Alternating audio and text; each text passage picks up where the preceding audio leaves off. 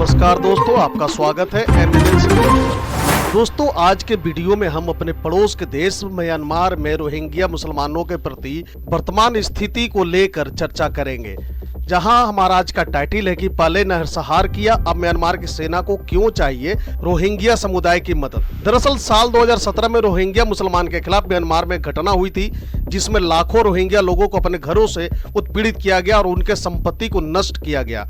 इस बर्बरता के पीछे कई कारण थे, जिनमें धार्मिक और सांस्कृतिक विवाद, राजनीतिक असमानता और जनसंख्या के प्रबल भेदभाव शामिल थे। धार्मिक और सांस्कृतिक विवाद की बात करें तो रोहिंग्या मुसलमान बहुतायत में म्यांमार के राज्य क्षेत्र रखाइन के हिस्सेदार हैं, जो बौद्ध धर्म के अनुयायियों के बीच धार्मिक और सांस्कृतिक विवादों का केंद्र बनते हैं। तो वहीं राजनीतिक असमानता में अगर कहा जाए तो म्यांमार में रोहिंग्या समुदाय को नागरिकता देने से इनकार किया जाता है और उन्हें अपराधी माना जाता है। इसके परिणाम स्वरूप रोहिंग्या समुदाय को आर्थिक, सामाजिक और राजनीतिक अधिकारों से महजूर किया जाता है। जनसंख्या के प्रबल भेदभाव। म्यांमार सरकार ने रोहिंग्या समुदाय को अपनी जनसंख्या के प्रबल भेदभाव के कारण नकारा है और उन्हें अस्थायी निवास के लिए अनुमति नहीं दी है। इसके परिणाम स्वरूप रोहिंग्या समुदाय अत्यधिक भूखमरी, अधिकारों के हनन और असहिष्णुता का शिकार हुआ है। अब सवाल उठता है कि क्या रोहिंग्या मुसलमानों के खिलाफ म्यांमार में साल 2017 में नरसंहार जैसी घटना हुई? जी हाँ, साल 2017 में म्यांमार में रोहिंग्या मुसलमानों के खिलाफ हुई हिंसा को अंतर्राष्ट्रीय समुदाय द्वारा व्यापक रूप से नरसंहार के रूप में देखा गया है। अगस्त 2017 में रोहिंग्या आतंकवादियों द्वारा म्यांमार के सुरक्षा बलों पर किए गए हमलों के बाद म्यांमार की सेना ने रखाइन राज्य में व्यापक और बर्बर दमन अभियान चलाया। सेना और अर्धसैनिक बलों के इस दमन अभियान में हजारों रोहिंग्या मुसलमानों की मौत हो गई और अनुमानित 7 लाख से अधिक लोगों को बांग्लादेश पलायन करने पर मजबूर होना पड़ा। इस अभियान में गांवों को जला दिया गया, महिलाओं के साथ बलात्कार किया गया और नागरिकों के खिलाफ अन्य भयानक अत्याचार किए गए।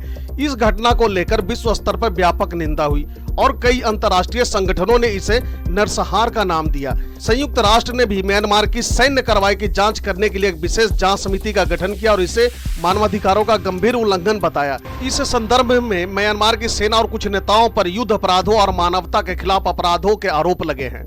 साल 2017 में म्यांमार में रोहिंग्या मुसलमानों के खिलाफ हुई हिंसा में मारे गए लोगों की संख्या का सटीक आंकड़ा निर्धारित करना कठिन है, क्योंकि इस तरह की हिंसा की प्रकृति और उसके परिणामों के बारे में विश्वसनीय पुष्टिकृत डेटा उपलब्ध कराना बहुत मुश्किल होता है। हालांकि विभिन्न स्रोतों और अनुमानों के आधार पर रिपोर्ट्स बताते हैं कि हजारों रोहिंग्या मारे गए होंगे। डॉक्टर्स विदाउट बॉर्डर्स की एक रिपोर्ट के अनुसार अगस्त और सितंबर 2017 के बीच केवल पहले महीने में ही लगभग 6,700 रोहिंग्या मुसलमानों की मौत होने का अनुमान लगाया गया था, जिनमें 730 बच्चे भी शामिल हैं जो 5 वर्ष से कम आयु के थे।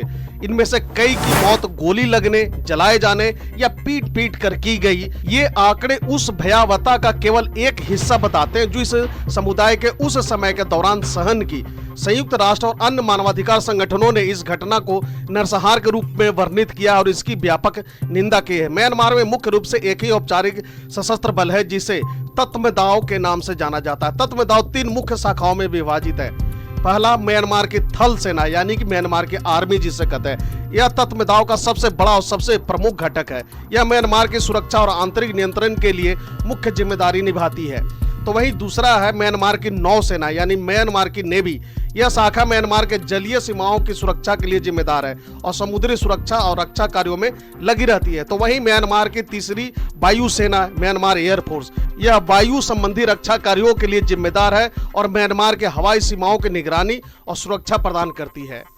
इसके अतिरिक्त म्यांमार में विभिन्न अलग अलग विद्रोही समूह भी हैं जो अपनी छोटी सशस्त्र इकाइयां चलाते हैं। यह समूह अलग अलग जातीय और क्षेत्रीय मांगों के आधार पर अस्तित्व में आए हैं और अक्सर म्यांमार सरकार के खिलाफ सशस्त्र संघर्ष में लगे रहते हैं। इन समूहों में कचिन स्वतंत्रता सेना, करेनी सेना, शान स्टेट आर्मी और अन्य शामिल हैं। तत्मदाव और इन विद्रोही समूहों के बीच दशकों से चल रहे संघर्ष ने म्यांमार में स्थिरता और शांति की स्थापना को काफी कठिन बना दिया है। म्यांमार में junta और अराकान आर्मी दोनों सैन्य और सशस्त्र संगठन है, लेकिन उनकी भूमिकाएं, उद्देश्य और संरचनाएं बहुत अलग है।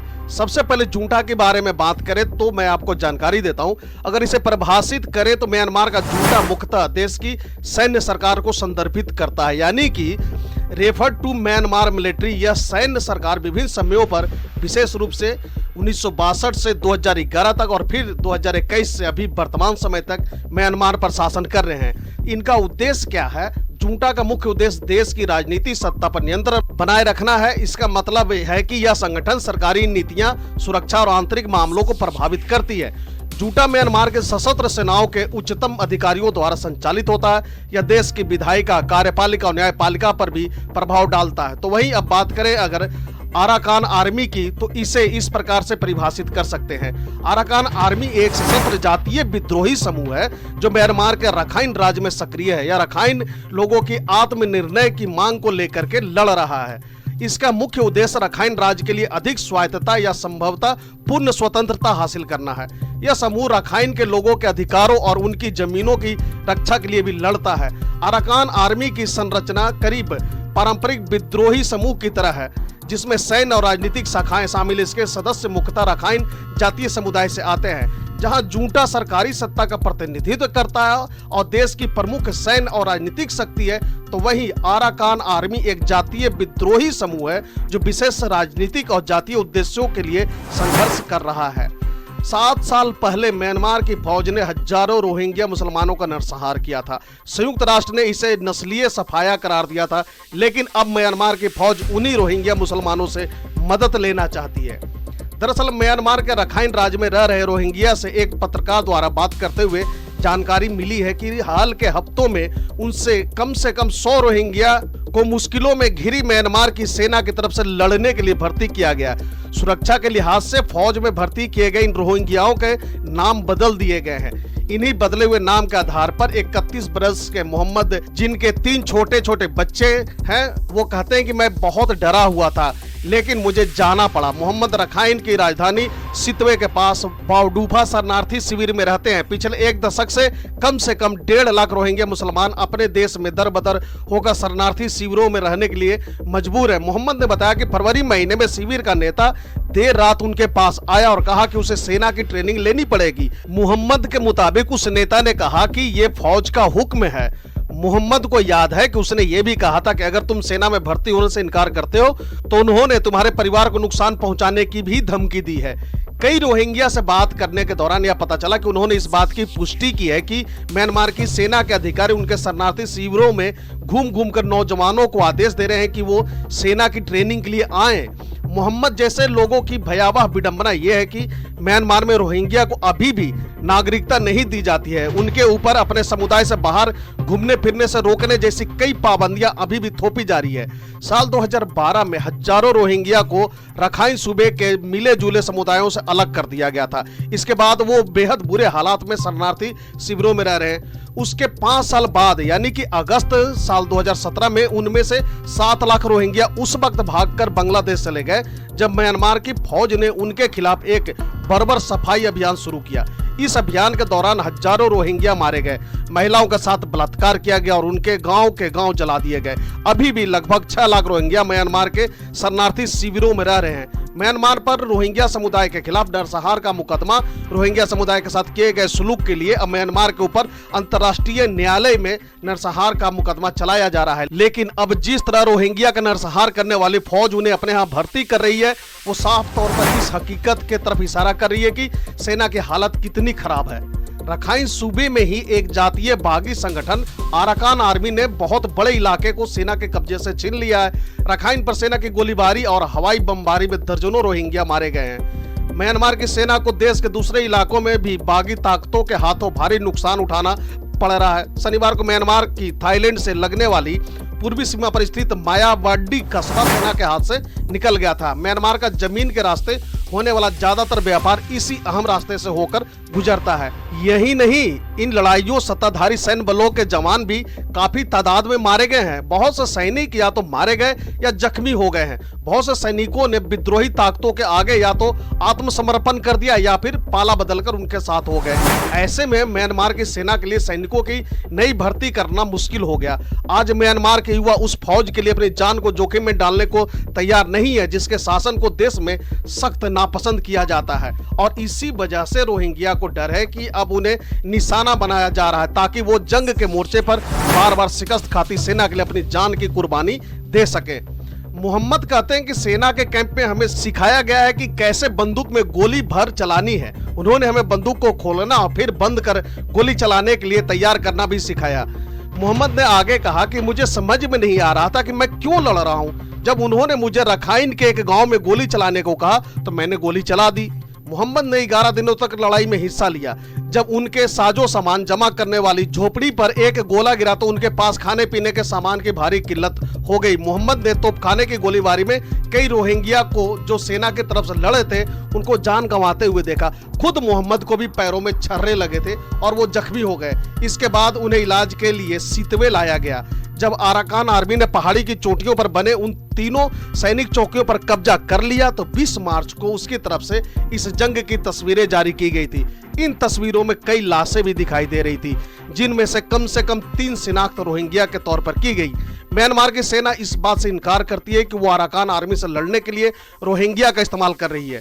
सैन्य सरकार यानी कि जूटा के प्रवक्ता जनरल जा मिन टून ने बताया कि रोहिंग्या को जंग के मोर्चे पर भेजने की कोई योजना नहीं है। उन्होंने कहा कि हम उनकी सुरक्षा सुनिश्चित करना चाहते हैं, इसलिए हमने उन्हें अपनी हिफाजत खुद करने के लिए जरूर कहा है। लेकिन सितवे के पास स्थित 5 अलग अलग शरणार्थियों शिविरों में रहने वाले कम से कम 7 रोहिंग्या ने ऐसे ही बातें दोहराई है। उनका कहना है कि वो ऐसे कम से कम 100 रोहिंग्या के बारे में जानते हैं जिन्हें इस साल सेना में भर्ती करके जंग में लड़ने के लिए भेज दिया गया है। वो कहते हैं कि सैनिकों और स्थानीय सरकारी अधिकारियों की टीमें फरवरी महीने में उनके शिविरों में आई थी। उन्होंने ऐलान किया था कि नौजवानों को सेना में भर्ती किया जाएगा। शुरू में तो उन्होंने लोगों से यह भी वादा किया था कि अगर वो सेना में भर्ती हुए तो उन्हें खाना, मजदूरी और नागरिकता दी जाएगी। ये बड़े दिलकश प्रस्ताव थे। जब से अराकान आर्मी के साथ युद्ध छिड़ा है तब से विदेशों से आने वाली मदद भी रुक गई है। इस वजह से विस्थापित रोहिंग्या के शरणार्थी शिविरों में खाने की भारी कमी हो गई है। खाने पीने का सामान बहुत महंगा हो गया है। म्यांमार में रोहिंग्या समुदाय की स्वीकार्यता की लंबी लड़ाई की जड़ में सरकार द्वारा उन्हें नागरिकता देने से इनकार किया जाना है। यही वजह है कि उन्हें सरकारी सेवाओं में भेदभाव का सामना करना पड़ता है। मानव अधिकार संगठन इसे रंगभेद जैसा भेदभाव कहते हैं। हालांकि जब सेना के जवान भर्ती किए गए रोहिंग्या को अपने साथ लिवाने के लिए लौटे तो वो नागरिकता देने के वादे से मुकर गए। जब शरणार्थी शिविरों में रहने वालों ने उनसे पूछा कि जब वो नागरिक ही नहीं है तो उन्हें सेना में क्यों भर्ती किया जा रहा है, इसके जवाब में अधिकारियों ने रोहिंग्या से कहा कि वो जिस जमीन पर रहते हैं उसकी हिफाजत करना उनका फर्ज बनता है। रोहिंग्या से कहा गया कि वो हथियार बंद लड़ाके होंगे, सैनिक नहीं। जब लोगों ने अधिकारियों से नागरिकता देने के प्रस्ताव के बारे में पूछा तो जवाब मिला कि आप लोगों ने बात को गलत समझ लिया था। अब कैंप के समितियों के एक सदस्य ने बताया कि सेना भर्ती के संभावित उम्मीदवारों की नई सूची मांग रही है। जंग के मोर्चे से लौटे पहली खेप के लोगों से वहां के तजुर्बे के बारे में सुनने के बाद उन्होंने कहा कि अब कोई और सेना में भर्ती होकर जंग लड़ने का जोखिम नहीं लेना चाहता। इसलिए कैंप में रोहिंग्या के नेता सबसे गरीब उन लोगों को राजी करने की कोशिश कर रहे हैं जिनके पास कोई काम नहीं है। समिति के सदस्य इन नौजवानों से वादा कर रहे हैं कि जब वो जंग लड़ने के लिए जाएंगे तो शिविर में उनके परिवारों का पूरा ख्याल रखा जाएगा और इसके लिए शिविर के अन्य लोगों से दान लेकर पैसे जुटाए जाएंगे। मानव अधिकार समूह कहते हैं कि जो कुछ हो रहा है वो बर्बर और घिनौनी उपयोगिता की मिसाल है। आज म्यांमार की सेना पूरे देश में हो रही लोकतांत्रिक क्रांति का मुकाबला करने के लिए नरसंहार के शिकार रोहिंग्या को भर्ती कर रहे हैं। इस हुकूमत को इंसानी जिंदगी का जरा भी ख्याल नहीं है। अपने जुल्म सितम के लंबे इतिहास में अब म्यांमार की फौज शोषण का एक नया अध्याय जोड़ रही है। अराकान आर्मी के खिलाफ जंग में रोहिंग्या का इस्तेमाल करके म्यांमार की सेना रखाइन की बौद्ध आबादी के साथ सांप्रदायिक हिंसा को दोबारा भड़काने का खतरा पैदा कर रही है, क्योंकि रखाइन के ज्यादातर बौद्ध विद्रोहियों का समर्थन करते हैं। इन दोनों समुदायों के बीच टकराव की वजह से ही 2012 में हजारों रोहिंग्या को सितवे जैसे कस्बों से बाहर धकेल दिया गया था। तो वहीं साल 2017 में रखाइन के जातीय मर्दों ने सेना के साथ मिलकर रोहिंग्या पर हमला किया था।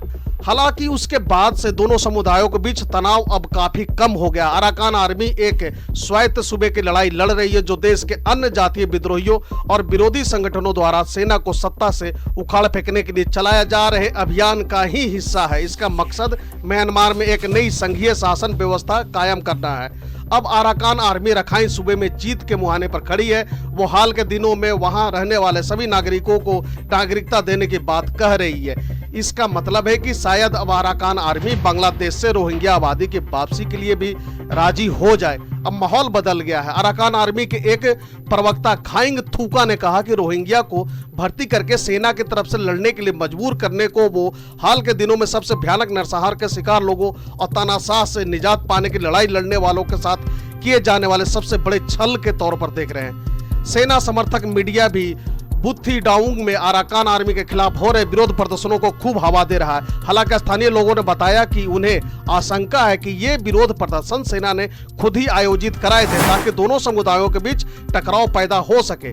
अब रोहिंग्या को उस सेना के तरफ से लड़ने के लिए मजबूर किया जा रहा है जो म्यांमार में रहने के उनके अधिकार को ही नहीं मानती।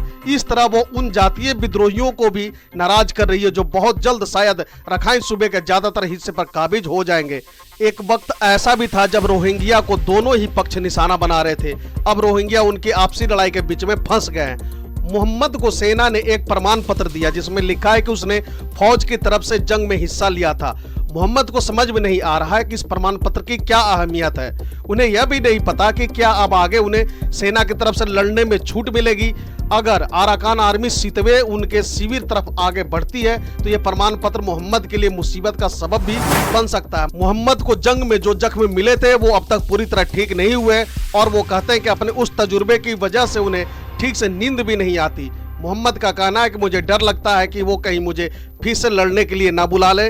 मैं खुशकिस्मत था कि पिछली बार तो मैं जंग के मैदान से जिंदा लौट आया, लेकिन अगर मुझे फिर से युद्ध के मैदान में जाना पड़ा तो क्या पता मैं जिंदा लौट भी पाऊंगा या नहीं। तो दोस्तों, यह थी भारत के पड़ोसी देश म्यांमार में रोहिंग्या मुसलमानों की वर्तमान स्थिति पर जानकारी।